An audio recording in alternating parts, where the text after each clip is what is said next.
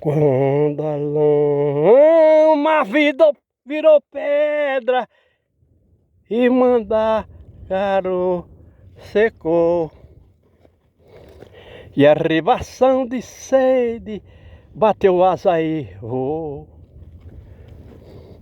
Por falta d'água morreu meu gado, morreu de sede meu alazão. Essas músicas do cancioneiro nordestino, fazendo essa promoção da morte, da seca, ela vem de grandes autores, escritores brasileiros que escreveram sobre a seca do Nordeste a partir de uma situação isolada que ele viu. E aí a gente sabe que tem muitos autores que escreveram sobre seca aqui no Nordeste, se tornaram famosos por conta do seu trabalho, promovendo uma situação que não é comum no Nordeste. 2/3 do Nordeste jamais faltou água, jamais faltou chuva, em 2/3 do Nordeste. E nós temos então o semiárido nordestino natural, que são as caatingas, que estão lá no sertão. E se um desses autores, ou até mesmo uma pessoa que tem conhecimento de botânica,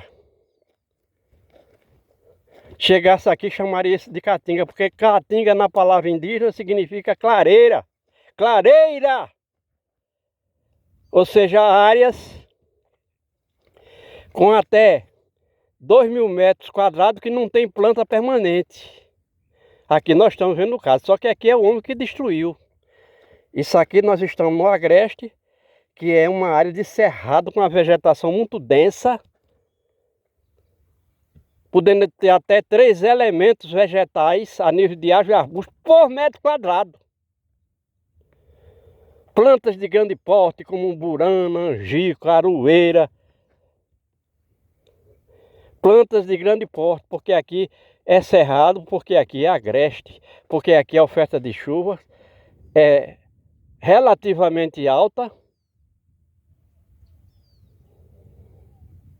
E aqui existiu o solo que não existe na caatinga, por isso que a caatinga não tem plantas diversificadas, porque não tem solo. E se não tem solo, apenas 5% da água da chuva precipitada na caatinga fica lá. Então imagine quanto é 5% de uma chuva de 100 milímetros. Aqui uma chuva de 100 milímetros seria um dilúvio, porque essa água ia ficar retida nas plantas, no solo. Lá não, ela 100 milímetros lá só fica 5%. 100 milímetros significa 100 litros de água por metro quadrado. É como se fosse uma lâmina d'água de 10 centímetros de espessura. Aqui,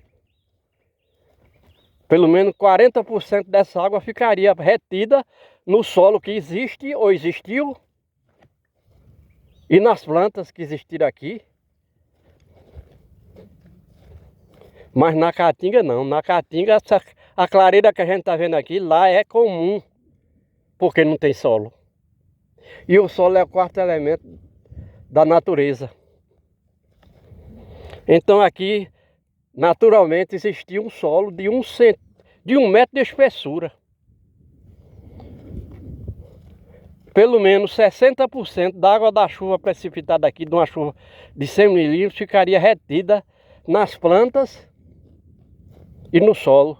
E hoje, como não tem as plantas e não tem o solo, porque à medida que o homem vai destruindo isso aqui com sua mecanização, com capinadeira ou arado de trator, arrancando esse solo inclinado, que a gente vê que é um solo inclinado, esse solo desapareceu. E se o solo desapareceu, a chuva aqui não vai ficar parte dessa água da chuva.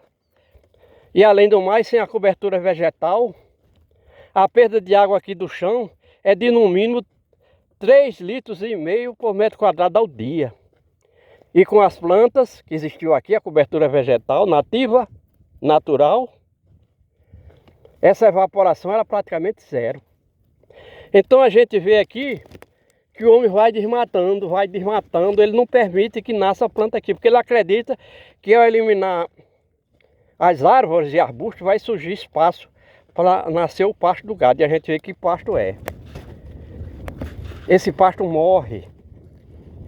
Mesmo que estivesse chovendo aqui, ele poderia até brotar, alguns sementes poderiam até germinar com a presença do solo úmido. Mas ela também vai morrer porque são plantas de vida curta. A gente vê que ele cortou aqui a jurema com motosserra. Primeiro para tirar a madeira, para fazer carvão, ou para vender a madeira nas olarias,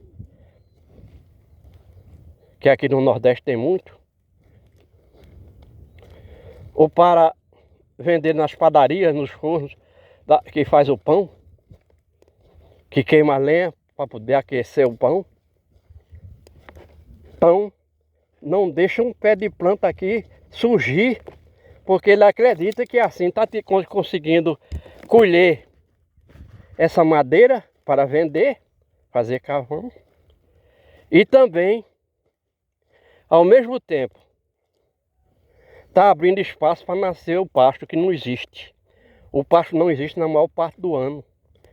Porque, como a gente disse, aqui a planta é o quinto elemento da natureza, o vegetal, a cobertura vegetal. Tal é seu comprometimento com o equilíbrio do clima. Então o clima vai ficando cada vez pior, mais grave. Vai aumentando o calor, como a gente sabe, até com o aquecimento global. Tem áreas aqui do Nordeste que já está dando 45 graus na sombra. E a gente sabe que o calor, ele suga a água do ambiente, não só do solo, como também do corpo das plantas, do corpo dos animais. E até a umidade do ar vai baixando. Então não tem formação de nuvem aqui, porque não tem água armazenada para que a natureza possa colher essa água na evaporação e possa se formar nuvem. Então a gente vê aqui, nós estamos nesse buraco do chão, que tem aos milhares, se não os milhões aqui na área do Nordeste, que ele chama de açude, que é um pequeno barreiro. Tudo seco. E a gente vê que onde teve um pouco de água, dessa água armazenada, quando ela secou, ficou umidade suficiente para surgir plantas verdes. E o resto é tudo seco. No momento, como a gente pode ver, não nasce planta junto desse líquido, onde esse líquido está armazenado, porque aí já não é água. Ou a gente poderia dizer que água no estado lixo. É um novo estado da água que surgiu aqui no Nordeste, nos açudes, nos poços tubulares, ou seja, nos lençóis subterrâneos, é tudo no estado lixo. Se o homem beber, morre. Se o animal beber, morre. E aí nós vamos nos aproximando aqui desse açude, que é um pequeno açude, e vendo que realmente não nasce nenhum. Era comum, se essa água fosse água doce, à medida que a represa vai baixando, surgissem plantas aí, porque tem sementes. Não são as sementes que estavam debaixo da água, porque aquelas apodreceram, mas são sementes que vêm arrastadas para cá por vários processos, inclusive trazidos nas fezes dos animais, que vêm beber água. E falando em beber água, parece que tem algumas abelhas tentando tirar alguma coisa daqui. Seria água? Porque nessa situação nem flores existem, não existe flor. Se alguém for procurar uma flor aqui, vai encontrar ocasionalmente algumas flores que surgiram em algumas plantas, como a jurema, por conta da presença da melhoria da umidade do ar, que aconteceu aqui recentemente, porque segundo o Serviço de Meteorologia, nós estamos sendo visitados pelo fenômeno climático chamado La Nina, que traz muita umidade do ar aqui para essa área do Nordeste, e isso já é suficiente para que algumas plantas, como o cardeiro e a jurema, botem alguma flor.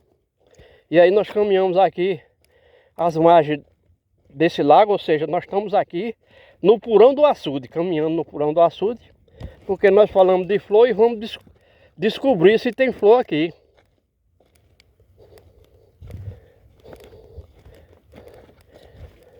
Aqui nós encontramos então uma planta com flor. Para quem não sabe, essa planta é popularmente chamada de Moçambê. E para quem não conhece a sua utilidade, ela não pode ser alimento do gado porque ela exala um odor absolutamente enjoativo.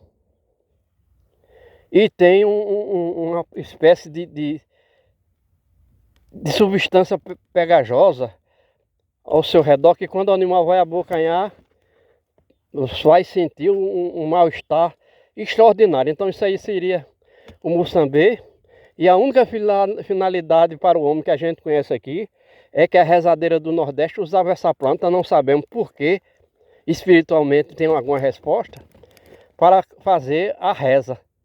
Enquanto tirava um galho desse do Moçambê, ela ia dizendo lá suas palavras da oração, ia tocando no corpo do doente, do paciente, curando dor de dente, disenteria, bucho inchado.